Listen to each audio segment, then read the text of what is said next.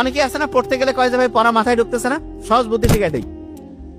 আপনি একটা কঠিন জিনিস পড়ার আগে, শুনেন, কঠিন জিনিস পড়ার আগে একটু ঘুমাই নিবেন, কয় মিনিট, 5 থেকে 7 মিনিট অ্যালার্ম দিয়ে রাখবেন, ছোট্ট অ্যালার্ম, মানে অ্যালার্মটা হবে মিউজিকটা এমন যাতে পাখির কিচির মিচির এরকম, ভয়ের কিছু না। 5-7 মিনিট ঘুমায় আপনি উঠলেন, উঠার পরে আপনি আবার কিচির মিচিরের একটা অ্যালার্ম দিবেন, অ্যালার্মটা দিবেন 15 থেকে 20 মিনিট, এবং টার্গেট নিবেন যে 15-20 মিনিটে এই পড়াটা পড়বো। অবাক হয়ে যাবেন, ব্রেন যখন দেখে যে আগের থেকে আমি টার্গেট ফিক্সড করে দিয়েছি, তখন ব্রেন ওই কাজটাকে সফল করার জন্য খুব দ্রুত ওই পড়াটা কমপ্লিট করবে। এবং পড়াটা যখন কমপ্লিট হয়ে গেল, 15-20 মিনিট পরে আবার 5-7 মিনিটের একটা চোখ বন্ধ করে ঘুমাবেন। যে ভাই এটা আবার কেমন কথা? হ্যাঁ, এটা খুবই গুরুত্বপূর্ণ। আপনি ঘুমানোর মাধ্যমে পড়াটাকে শর্ট টার্ম থেকে লং টার্ম যে মেমোরি সেন্টার আছে সেখানে রিজার্ভ করবেন।